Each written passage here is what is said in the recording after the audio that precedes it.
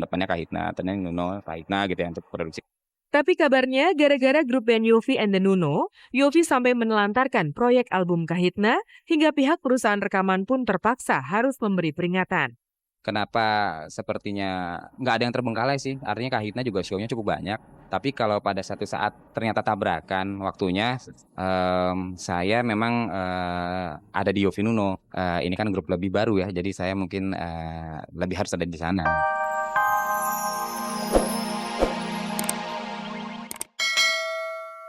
Menyusui saya senang karena anak-anak saya bisa ASI eksklusif. Kemudian, proses membesarkan anak senang karena saya punya bantuan suami, suaminya nggak gengsi buat nyebokin anak.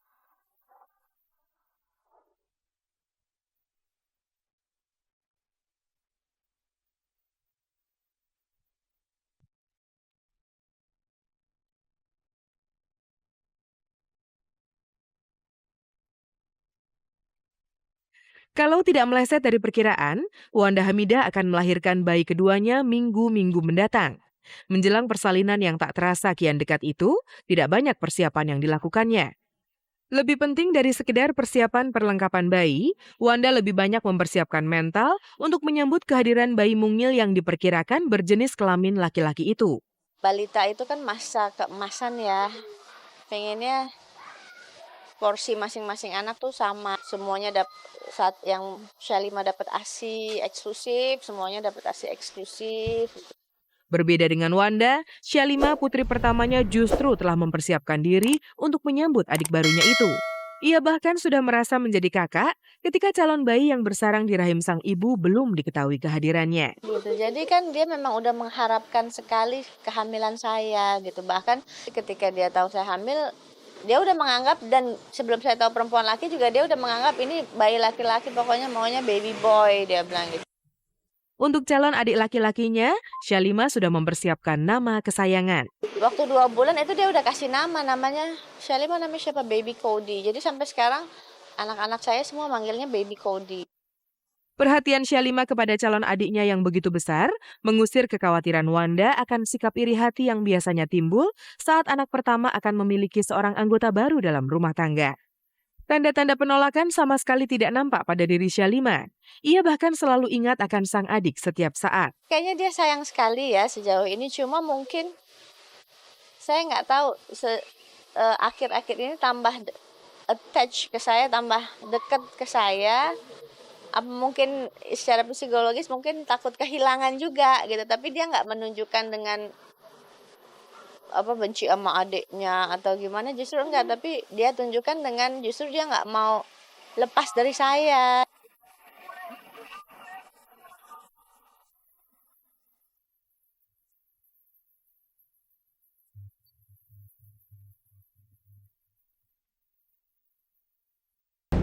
Dua perancang terkenal Ramli dan Anna Avante berproyeksi tentang tren busana 2006. Dan sekitar Maret sampai April, Anna Avante telah menerima pesanan busana pengantin dari 5 pasangan muda selebriti.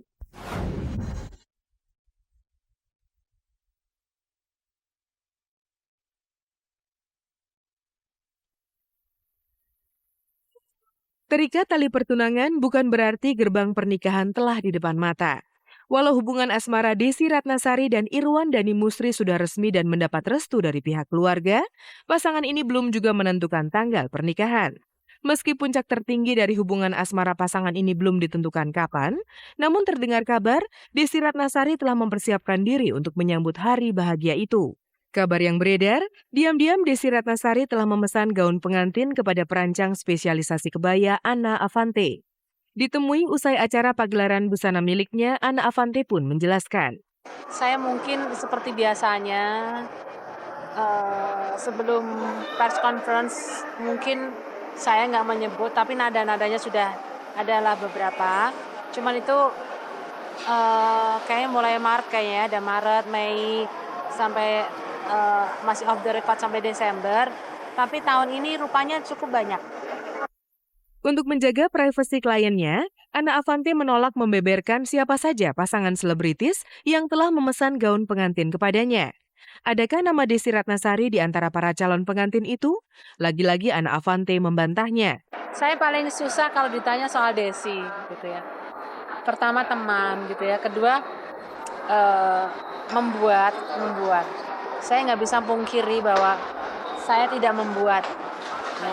Tapi kan saya tidak tahu dipakai untuk apa. Khusus untuk kebaya yang dikenakannya, Desi Ratnasari memang beberapa kali mempercayakan rancangannya kepada Ana Avanti.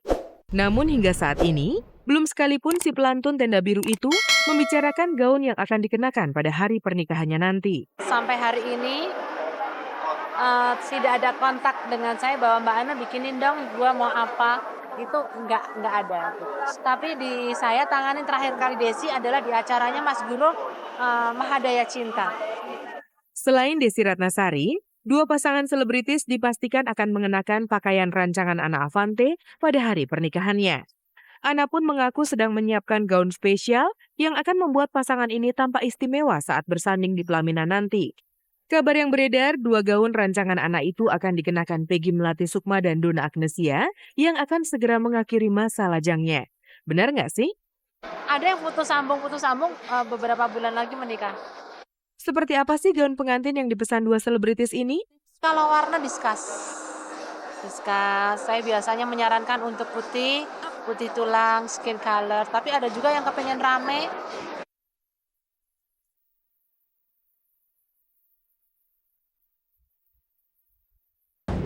Pemirsa, tak ada kabar yang tak kami kabar-kabari.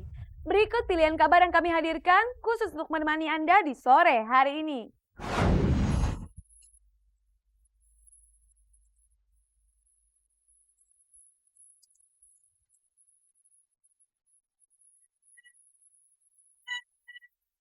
Kalau satu hari putaran jam lebih dari 24 jam, Yovie Widianto lah orang yang paling berbahagia. Maklum dengan kesibukannya yang padat sebagai pencipta lagu, menjalankan dua grup musik, memproduksi album penyanyi baru serta peran sebagai ayah dari seorang putra, Yovie membutuhkan waktu lebih. Rasanya tidak cukup untuk menjalankan semua perannya itu hanya dalam waktu 24 jam. Belum lagi kalau ia harus menjalankan hobi membacanya atau bermain bersama putra tunggalnya itu. Rasanya Yovie benar-benar terhimpit oleh waktu.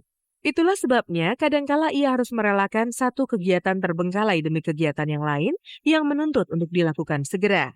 Agak repot sebenarnya, tapi jujur aja kadang-kadang saya keteteran. Karena saya ada punya karir pribadi sebagai produser, mengorbankan artis-artis lah ya, terus lalu juga buat Kahitna, buat Yovie Nuno, terus ada orkestra. Nah, untuk keluarga, saya biasanya di Senin Selasa justru sering bertemu yang intensif gitu ya. Dengan kesibukannya yang super padat itu, tidak jarang pentolan grup musik Kahitna dan Yovie and the Nuno ini mendapat protes dari orang-orang terdekat, terutama istri dan anaknya. Lebih dari komplain. Lebih dari komplain, kadang-kadang pulangnya jam 1, jam 2, pagi-pagi saya harus berangkat lagi gitu. Untung saya punya istri yang punya penuh pengertian, ya, betul. Kalau Yovie sudah kalap kerja tidak ingat waktu, biasanya ia kembali mendapat protes susulan dari rekan-rekan sekerjanya yang merasa ditinggalkan oleh pria lulusan hubungan internasional Universitas Pajajaran ini. Kalau sudah begitu, Yovie hanya bisa mengumbar kata maaf. Agak keteteran dalam membagi, mungkin kadang-kadang tidak adil, saya minta maaf sama teman-teman. Di sini ada medianya. Jadi kalau ada teman-teman Kahitna, Yovie Nuno, kalau misalnya ataupun juga yang memang dalam bagian pekerjaan saya, kalau misalnya ternyata memang harus begitu ya, memang itulah resiko yang harus saya tempuh. Tapi insya Allah saya selalu berusaha serius. Tidak hanya protes dari orang-orang terdekat, belakangan ia juga mendapat peringatan dari salah satu perusahaan rekaman tempatnya bergabung.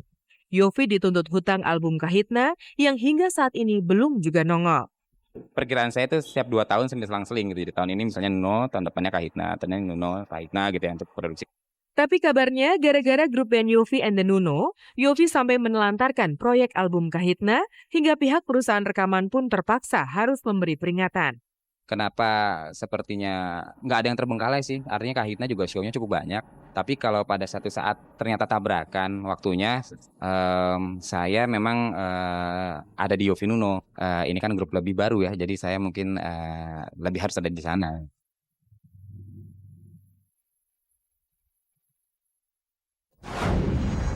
Pemirsa, tidak terasa 30 menit telah berlalu dan kebersamaan kita berakhir sampai di sini. Saya Farisa Kamelia beserta seluruh kru yang bertugas mohon undur diri dari hadapan Anda.